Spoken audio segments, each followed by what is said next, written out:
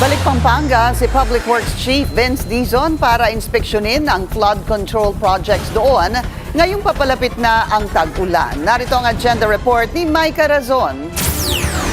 Muling pinuntahan ni DPWH Secretary Vince Dizon ang flood control project sa Kandating, Arayat, Pampanga bilang parte ng Oplan Kontrabaha. Ayon kay Secretary Dizon, bumibigay ang lupa sa lugar dahil sa pagpasok ng tubig mula sa Pampanga River. Meron tayong tinatawag na nature-based solution na yun, yung nakikita niyo yung ginagawa ng mga workers natin doon. Ang tawag dyan, mga gabion, no?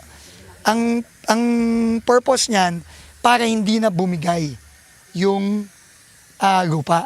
Giit naman ni Dizon, responsibilidad ng EDMA Reconstruction and Trading ang pagsasaayos ng mga tumumbang metal sheet sa nasabing proyekto.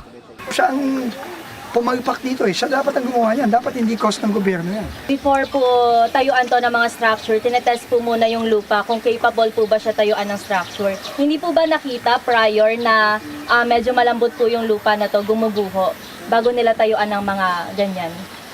Kasama yun doon sa investigasyon na sinasabit namin yun, sinabit na namin sa May discrepancies po ba, Sec, since ang may-ari po ng EDMARI ay umano ay related sa mga political ties dito sa Pampanga? Kasama yon sa investigasyon ng Ombudsman sa ng DOJ. So, abangan na natin. Kasama rin sa ininspeksyon ni Dizon ang 8 taon nang nakabinbin na San Agustin Bridge at ang nasirang road dike sa Kupang na sabay-sabay raw maisasaayos ngayong taon.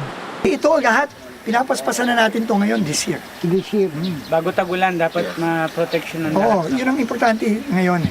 Na bago magtagulan, kawawa yung mga kababayan natin, papaspasan natin to. Pagtitiyak ni Secretary Dizon, wala nang substandard at ghost projects. Para sa agenda, Micah Razon, Billionaire News Channel.